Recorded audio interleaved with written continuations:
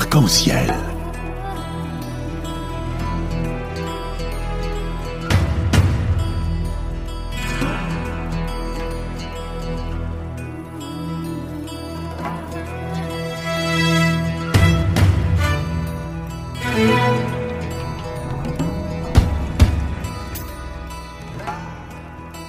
Arc-en-ciel, chaque dimanche, actualité, culture, économie, société et animation festive. Avec Abdelatif Arc-en-ciel, la chronique. Nous sommes heureux d'être en ligne avec le président Jacques Sopelsa. Bonjour. Bonjour. Nous vivons une période très trouble en termes de compréhension. Il y a un fossé. Il y a un fossé entre ce que vous avez appris et ce que vous avez pu donner, et notamment même à la Sorbonne et ailleurs, et ce que nous vivons actuellement avec cette flux important d'informations, avec cette rapidité aussi de l'action et réaction. Comment vous voyez cette période et comment peut-on y remédier afin que les choses soient dans le bon ordre? Je vous remercie, cher ami. Bonjour d'abord à ceux qui nous écoutent. Je voulais dire, je ne vais pas vous faire un cours ex cathedra, mais dans cette période très floue d'incertitude qui nous concerne, je crois plus que jamais, même si je ne suis pas objectif, puisque vous l'avez rappelé, la chaire de géopolitique en Sorbonne, je crois tout simplement qu'il y a des malentendus au niveau des instruments d'analyse et de mesure des faits de la réelle politique, et je m'explique. Il fut un temps, il y a quelques semaines, où on m'avait demandé est-ce que la géopolitique reste un outil indispensable à la compréhension du monde contemporain. Exact. Je réponds plus que jamais oui, et c'est tout simplement parce que je crois qu'il y a des malentendus. Alors je vais d'abord, je ne vais pas faire de la polémique, je ne vais pas être désagréable, mais le fait est de constater que depuis des mois ou depuis des années, un certain nombre de spécialistes autoproclamés, journalistes, etc., se sont autoproclamés géopoliticiens et font n'importe quoi. Je suis peut-être un peu brutal dans mes analyses, oubliant la définition de la géopolitique. C'est quoi la géopolitique? On la confond d'abord parfois avec la géographie politique. La géographie politique, elle, qui est vieille comme le monde, est un élément de la géographie qui décrit un certain nombre de phénomènes, qui va décrire par exemple les caractères de la géographie naturelle, la géographie, les effets. C'est une description. La géopolitique, elle tente, c'est plus ambitieux, c'est d'où parfois les fous tentent de relier les principaux facteurs qui vont rendre compte de cette organisation, où qu'elle soit. Et cette définition, cette différence de définition me permet de rappeler une banalité pour nous géopoliticiens. C'est pas toujours évident, en particulier via les médias et via les réseaux sociaux, à savoir quel type de facteurs doit-on appréhender pour faire ces analyses. Et si vous me permettez, je pourrais prendre quelques exemples dans la mesure. Alors, donc, dans notre vocabulaire un peu abscon, on a tendance à regrouper, je le fais depuis des décennies, deux grands types de facteurs qui vont nous permettre d'expliquer, soyons modestes, ou de tenter d'expliquer, et puis éventuellement faire aussi de la prospective, voir un petit peu dans l'avenir, deux grands types de facteurs que nous appelons les tendances lourdes et les variables. Et les tendances lourdes, je pense que pour être très simple et que nos auditeurs vont bien comprendre, il s'agit de deux grands types de tendances, celles qui sont liées à la géographie, c'est-à-dire à l'espace, et celles qui sont liées à l'histoire, c'est-à-dire au temps. Je vais prendre pour nous faire mieux comprendre, j'espère, deux exemples ou trois des données liées à la géographie. Si vous voulez, à Dieu ne plaise, être un conquérant et si vous voulez attaquer la Sibérie, la Russie ou le Canada, vous ne prendrez pas en termes de moyens les mêmes principes, le même fait que si vous voulez attaquer un petit pays comme le Liechtenstein ou comme le Rocher de Monaco. Le gabarit d'un pays, même si c'est banal, est un élément intéressant. Mieux ou plus important, tout au long de l'histoire, la position ou la situation dans un certain nombre de pays. En particulier, on n'y insistera jamais assez sur les positions d'enclave ou d'exclave, c'est-à-dire est-ce qu'on a une façade maritime ou pas quand on est un État. C'est tout le thème. Si vous me permettez une petite anecdote, Jules Michelet, qui était un grand historien du XIXe siècle et qui avait l'esprit et beaucoup d'humour, faisait un cours sur la Grande-Bretagne, entrait dans l'amphithéâtre, j'ai vérifié, c'est vrai, et disait à ses étudiants, à l'époque, il n'y avait pas d'étudiantes en Sorbonne, messieurs, la Grande-Bretagne est une île, le cours est terminé. Et effectivement, si on oublie cette banalité que le Royaume-Uni est une île, dans toute son histoire, on ne comprend pas. C'est le fait que certains États sont handicapés car ils sont enclavés, et c'est le fait aussi que certains ont connu un boom très spectaculaire avec l'accès à la mer. je ne vais pas faire de comparaison désagréable et simpliste, mais quand vous regardez l'histoire, par exemple, prenez les pays du Maghreb, que certains de nos auditeurs connaissent bien, le Maroc est privilégié par rapport à ses voisins dans la mesure où il y a une biocéanité, pour simplifier, un Maroc méditerranéen et un Maroc atlantique, etc., etc. Voilà un exemple d'accès à la mer qui est tout à fait important et qui explique toute une série. Si vous permettez un second exemple, qu'on oublie trop souvent. L'Afghanistan, en 1980, l'armée rouge pénètre en Afghanistan et pour officiellement sauver le régime socialiste à Kaboul. En réalité, c'est pas ça du tout. C'est quand vous regardez une carte et vous voyez que l'Union soviétique, à l'époque, est handicapée au niveau des façades du littoral maritime, l'Arctique est handicapée vis-à-vis de l'Ouest, déferlée vers l'Ouest, c'est la mer Noire et toutes ces enclaves. La seule possibilité de se doter d'une véritable puissance maritime, c'est le Sud, et le Sud, le ventre mou, c'est l'Afghanistan qui va donner sur l'océan Indien. Il y a l'espace et le temps. Ouais. Alors, l'espace, je vais donner des exemples qui expliquent en particulier aussi le rôle des îles, le rôle de Panama, le rôle de Suez, etc., etc. Alors, un dernier petit exemple, quasiment une boutade. Quand j'arrive à l'amphi chez mes étudiants, je leur rappelle l'épopée napoléonienne. Napoléon échoue en Russie. Et je leur demande le nom du général russe qui a battu Napoléon et l'armée napoléonienne. Alors, on me répond Souvarov, Bagration, etc. Et en réalité, vous le savez mieux que quiconque, celui qui a gagné, c'est le fameux général Hiver. C'est le fait que les données climatiques en Russie sont telles qu'il n'y a pas d'automne et que l'armée napoléonienne a été embourbée et enneigée, et puis ça a été la Bérésina, etc., etc. Ce sont des données liées, banalement, certes, ce sont des données séculaires qui font que, jusqu'à une époque relativement récente, on ne pouvait pas faire l'impasse sur la considération dans l'analyse de ce type de données. Sauf que maintenant, Monsieur le Président, on vit actuellement une autre géopolitique qui s'appelle la géopolitique religieuse. Ah, alors ça c'est autre chose. Ça fait partie effectivement des données de l'histoire. Et vous avez tout à fait raison de mettre loi sur ce sujet, parce que quand on évoque les facteurs, les tendances lourdes liées à l'histoire, on parle par exemple de l'impact de la colonisation, le fait que les frontières, regardez le continent d'Afrique subsaharienne, 82%, si j'ai bonne mémoire, des frontières sont des frontières artificielles, qui ont été imposées à l'époque par la colonisation, d'où des corollaires, des conséquences, le fait qu'aujourd'hui, c'est pas un hasard, la plupart des conflits, ou des contentieux, des conflits qui sévissent dans l'Afrique subsaharienne sont des conflits interethniques liés tout simplement à ce que les anciennes frontières qui ont été imposées par la colonisation ont été réintégrées et on oublie totalement le vieux fond historique. Un exemple, la frontière entre la Namibie et l'Angola qui est totalement artificielle. Alors, jusqu'à une époque relativement récente, quand on évoquait les données de l'histoire, on évoquait donc effectivement le poids des ethnies, la culture, les civilisations, les liens culturels, mais en réalité, et depuis la nuit des temps, le facteur peut-être le plus fondamental, et comme par hasard, ça prend une ampleur inouïe aujourd'hui, c'est effectivement les données liées au contexte religieux. Et là, vous avez parfaitement raison, ça dépasse tout, ça dépasse les données linguistiques, et en particulier, vous avez le fait que depuis quelques années, compte tenu de la disparition du système bipolaire qui bloquait un certain nombre de phénomènes, on voit désormais l'émergence de tensions, de phénomènes particulièrement importants, qui est la donnée religieuse. J'ai un exemple très récent.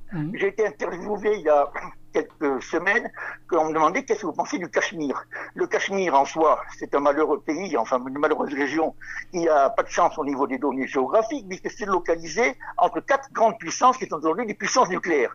Pakistan, Union indienne, Chine et Russie.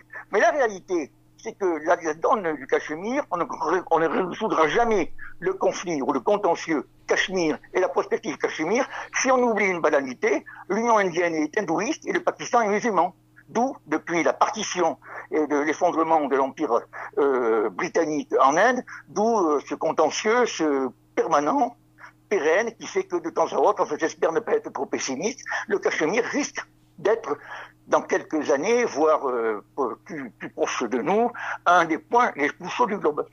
Une dernière question, si vous le permettez, Monsieur le Président, et qui concerne aussi la France en priorité. Oui. La France est un pays laïque, post-catholique. Donc, tout le Oui, monde le sait. alors c'est un pays laïque. Alors, pardonnez-moi de vous couper, cher ami. La France est un des deux seuls pays qui, officiellement, s'affiche un régime laïque. La laïcité est affichée sur les frontons. Mhm. J'ai vérifié, c'est la France et le Costa Rica. Ne me D'accord. demandez pas pourquoi le Costa Rica, je ne sais plus. Et vous avez parfaitement raison. La Mais- France, officiellement, est un pays laïque. Sauf Et- que, je ne veux pas anticiper votre question, ça a été pendant très longtemps aussi, la fille est née de l'Église. Vous avez raison. J'ai anticipé sur votre question. Non, Mais ce qui, attendez, cher ami, j'ai Oui. parlé au passé. Hein. Oui, oui. La France, pendant longtemps, a Ouais. été la fille née de l'Église. C'est plus tout à fait vrai, comparé avec les Philippines, l'Argentine, etc., où la pratique religieuse catholique est beaucoup plus importante. Sauf que la question maintenant vis-à-vis de nos politiques et ceux qui nous dirigent, hein, donc, est-ce que la France, avec sa laïcité, est bien armée de gérer la géopolitique religieuse qui s'installe davantage en France? Je ne suis pas normand, mais je vais vous répondre avec une réponse de normand. Oui et non. Oui, quand on regarde les textes officiellement, par exemple, on a toute une batterie de textes qui font que si on applique strictement, par exemple, la fameuse loi de séparation de l'Église et des États de 1905, elle a plus d'un siècle, toute une batterie de lois relativement récentes qui font que, a priori, la France s'est dotée de moyens en géopolitique interne, dans le pays, bien sûr, éventuellement, dans un certain nombre de relations bilatérales privilégiées, peut faire porter sa voix au titre de la laïcité. Ça, c'est la version optimiste. La version pessimiste, c'est que il y a aussi la réelle politique, et que quand on se confronte sur des faits précis à cette évocation, un peu idéologique et un petit peu formelle, les faits sont têtus, et on ne peut pas ne pas constater que dans nombre d'exemples concrets, la France aurait pu jouer un rôle plus important, et que cet instrument, la laïcité, a finalement été relativement faible. C'est un petit peu comme quand Staline disait le Vatican, combien de divisions. Écoutez, bravo par rapport à cet éclairage scientifique. Mais je suis horriblement grippé depuis hier, mais il était hors de question de vous faire faux bon. Donc j'espère que ma voix est encore à peu près audible. Je tiens à vous remercier infiniment de votre gentillesse, mais aussi de grandeur de cœur. Et ça, tout le monde le reconnaît. Et sachez-le, c'est une fierté pour l'émission Arc-en-Ciel d'avoir des personnalités comme vous qui nous donnent de leur temps un dimanche, et surtout avec votre état de santé. Vous êtes trop bon. Voilà. Trop bon. Alors, qu'est-ce que vous pouvez nous dire par rapport au président Jacques Chirac, Monsieur le Président? Alors le président Jacques Chirac, bon, on en parle beaucoup. Il se trouve que j'ai eu l'honneur de le rencontrer non pas de multiples reprises, mais d'assez nombreuses reprises. Alors je pourrais multiplier les exemples d'anecdotes assez classiques. Pour rien vous cacher, c'est pas parce qu'il a disparu, mais j'ai en particulier une photo dans mon bureau où il écoute sagement, il m'écoute très sagement en train de parler sur je ne sais plus quoi. Et j'avoue que cette photo, je vais la garder. Non, une anecdote beaucoup plus triviale qui montre que c'est un homme qui n'avait pas froid aux yeux et qui, quoi qu'il arrive, comment pourrais-je dire, sur des éléments tout à fait précis, même relativement vulgaires au niveau de la vie quotidienne, savait ce qu'il se faisait. Alors j'espère que j'ai 2 minutes pour raconter cette anecdote. Je vous prie, je vous prie. Il se trouve, je suis d'origine girondine, et en particulier, que je suis très lié avec un vignoble qui s'appelle le vignoble de Saint-Émilion. Saint-Émilion est une petite ville médiévale, magnifique, et il y a quelques années, en 2000 je crois, mes amis de Saint-Émilion m'appellent en me disant Jacques, toi qui es assez à Paris, assez lié avec les contextes, etc., est-ce que tu peux nous aider à faire inscrire Saint-Émilion, à pousser le dossier de Saint-Émilion inscrit au patrimoine mondial de l'UNESCO? Je dis volontiers, et je m'occupe de ceci, et ça marche. Quelques mois après, le président Jacques Chirac arrive en Gironde, et en particulier, on avait programmé un séjour, une visite, un discours et un banquet à Saint-Émilion pour fêter effectivement c'est une anecdote tout à fait inédite. Hein, j'en ai parlé à personne. Pour l'instant, je m'entraîne. Et la veille, mes vieux copains qui possédant tel grand vignoble de cru aux tel autre grand cru, se battent quasiment pour savoir quelle bouteille de vin de grand cru on allait poser sur la table du président. Le lendemain, le président arrive, il y a la table d'honneur, il y a quelques bouteilles de grand cru qui sont posées, chacun regarde avec inquiétude qu'est-ce que le président va boire, et le président, j'étais là, je peux vous le dire, fidèle à ses doctrines, y compris quotidiennes, claque des doigts, un de ses gardes du corps arrive et lui porte sur la table 3 petites bouteilles de bière de Corona. Le Ouh président là là. a eu l'audace de boire de la bière dans ce pays de vignoble. J'espère quand même que cette anecdote est révélatrice de ce personnage extraordinairement populaire à ses vérités, mais extraordinairement Et c'est un ami, dans ses sensibilités. c'est un ami, Pardon un véritable ami du Maroc. Et les Marocains n'oublieront jamais que la première garde royale a été présentée aux Champs-Élysées pendant la fête du 14 juillet. À l'époque, Absolument. Hassan II a été présent, que Dieu son âme, hein, donc maintenant les deux chez Dieu. C'est à l'époque de Sa Majesté Hassan II. Exactement, exactement. Oui, oui. Qu'est-ce que vous pensez de cette relation ancestrale et surtout pendant cette période de Jacques Chirac avec le Maroc? France-Maroc. Ah Jacques Chirac a toujours été, enfin, changeant d'échelle, en géopolitique, Jacques Chirac est gaulliste et donc a toujours été des liens intimes avec le monde maghrébin en général. Exact. Mais effectivement, compte tenu, bon, je ne vais pas expliquer sur les difficultés de relations avec Israël, etc., etc. En revanche, quand on change d'échelle au niveau du Maghreb, c'est vrai que historiquement, les liens, alors je ne vais pas vous faire un cours d'histoire que vous connaissez mieux que moi, entre le Maroc et la France, le Maroc c'est une petite France et la France c'est un petit Maroc. Bon, il n'y a pas de Méditerranée.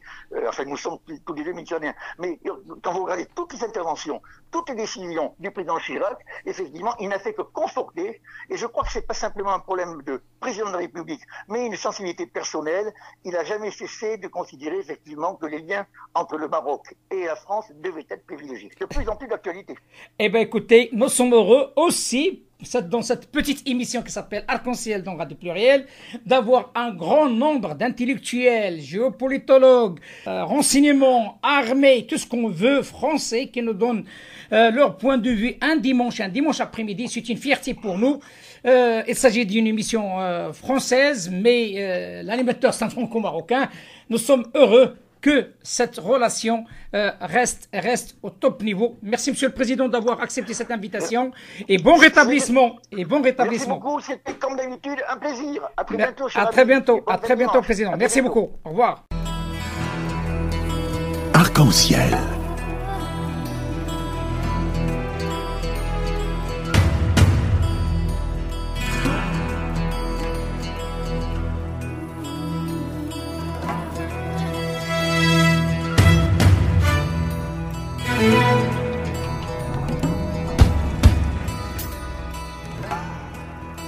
Arc-en-ciel, chaque dimanche, actualité, culture, économie, société et animation festive. Avec Abdelatif Arc-en-ciel, la chronique.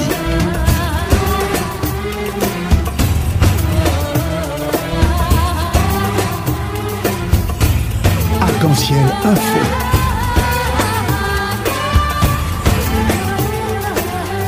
Arc-en-ciel, animation festive.